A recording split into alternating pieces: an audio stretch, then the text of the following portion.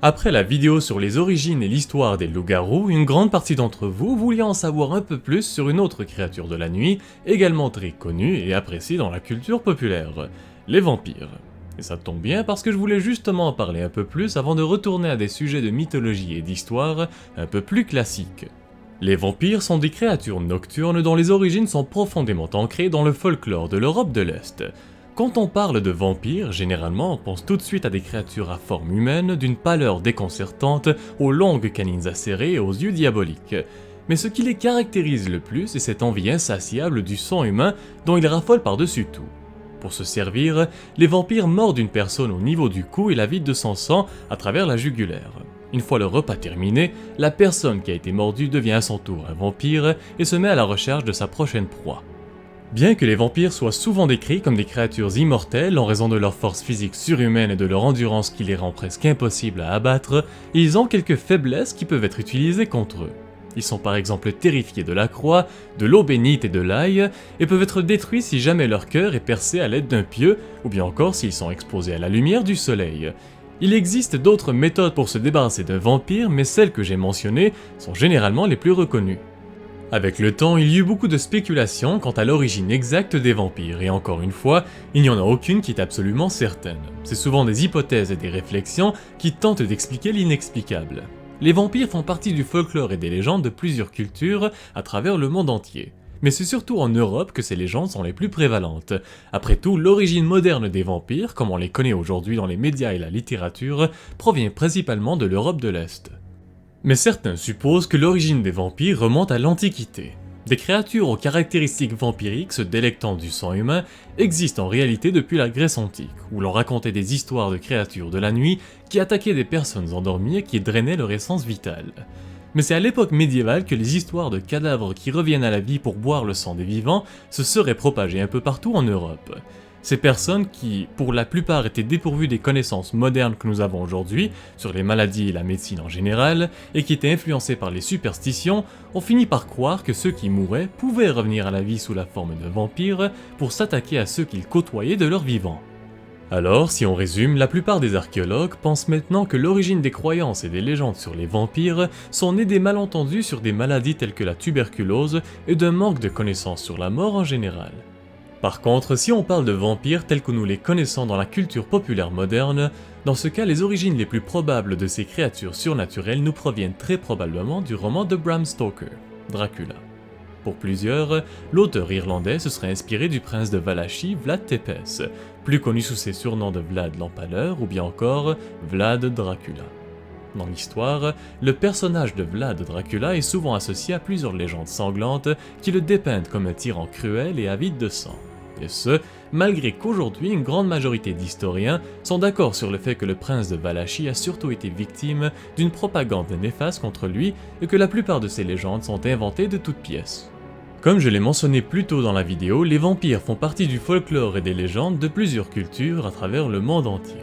Alors, j'ai regroupé ici 5 exemples de légendes qui se rapprochent de près ou de loin aux vampires et qui viennent d'un peu partout sur la planète. Dans les légendes chinoises, l'équivalent du vampire est le Jiangshi.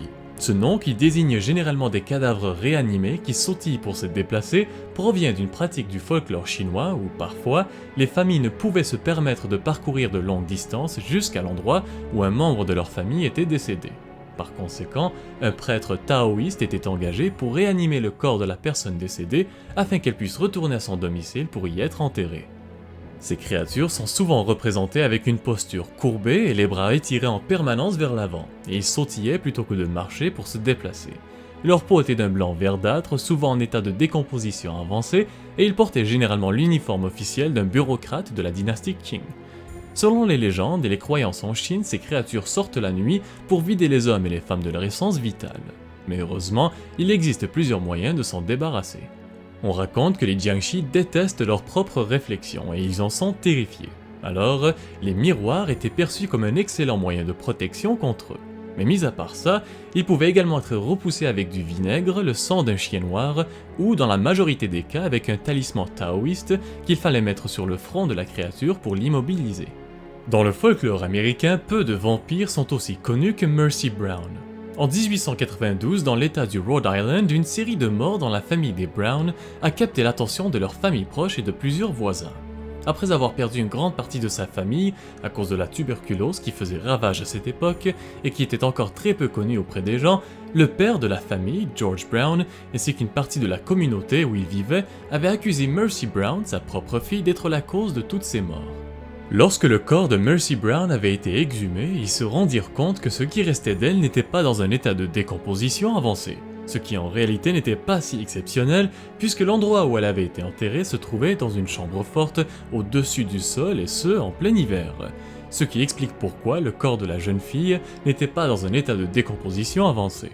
Mais cela n'empêcha pas la communauté de crier aux vampires et de brûler les organes intacts de Mercy Brown pour s'assurer qu'elle ne reviendra plus jamais.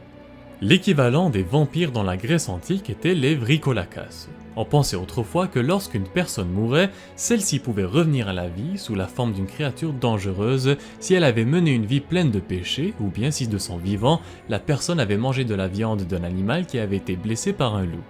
Des sépultures de ces revenants des temps anciens ont été découvertes un peu partout dans le monde de l'ancienne Grèce. Sur l'île de Chypre par exemple, dans le site archéologique de Koirokoitia, des squelettes ont été retrouvés avec des pierres au niveau de la tête, de la poitrine et des jambes, comme pour empêcher le corps de se relever et le piéger définitivement là où il avait été enterré à l'origine. En Inde, ce qui se rapproche le plus des vampires tels que nous les connaissons aujourd'hui sont des créatures démoniaques communément appelées Vetala. Les Vetala sont une classe de démons de la mythologie hindoue qui, selon les légendes, s'abritent dans les forêts en se tenant à l'envers sous les arbres comme des chauves-souris en guettant leur prochaine victime. Ils ont le pouvoir de pénétrer les corps de cadavres humains ou animaux et de les réanimer par la suite pour en prendre le contrôle. Certaines sources indiquent qu'ils peuvent aussi posséder des êtres humains qui sont encore vivants, mais en règle générale, le Vetala reste attaché au corps des personnes qui ont déjà rendu l'âme. Le corps d'une personne possédée par l'un d'eux ne se décompose pas tant et aussi longtemps que le Vetala reste à l'intérieur. Et puis l'âme de la personne dont le corps est possédé par le démon disparaît complètement une fois qu'il y est entré. Dans les traditions et le folklore du peuple Ashanti d'Afrique de l'Ouest, mais plus précisément au Ghana, il existe des légendes sur une créature vampirique connue sous le nom d'Hassan Bossam. Selon les dires, ces créatures auraient des dents en fer, une peau rose, de longs cheveux et des crochets en fer en guise de pieds. Ils vivent perchés haut dans les arbres et attaquent généralement d'en haut comme des rapaces. On ne sait pas grand chose sur ces créatures, mais le peu qu'on sait indique que les légendes et les contes qui les entourent les associent étroitement aux mythes et aux légendes des vampires modernes. Comme vous l'avez probablement remarqué, dans la plupart de mes vidéos, si possible, j'essaie toujours d'ajouter une section vers la fin sur l'impact d'un mythe, d'une légende ou bien d'une créature légendaire sur notre culture populaire. Inutile de vous dire que j'ai eu l'embarras du choix pour le sujet de la vidéo d'aujourd'hui. Les vampires ont toujours fait partie des créatures surnaturelles les plus développées et utilisées tant dans le cinéma que dans la littérature, la musique, les jeux vidéo, et j'en passe. Il y a eu par exemple le film de 1922 Nosferatu le vampire, qui est un classique qui a introduit les vampires dans le cinéma d'horreur, ou bien encore le roman de Bram Stoker, Dracula, dont nous avons parlé précédemment, et qui a eu droit à une myriade d'adaptations cinématographiques et qui a solidifié la place des vampires dans notre culture populaire en tant que créatures sombres et mystérieuses de la nuit. Ces films ont ouvert la porte pour une panoplie de films et de séries dédiés aux vampires jusqu'à aujourd'hui où leur popularité semble être toujours grandissante. Bref, la notion de vampirisme a existé depuis des millénaires. Personne ne sait exactement où et pourquoi ces légendes ont commencé, mais nous nous retrouvons aujourd'hui avec une créature unique et effrayante qui a su nous captiver.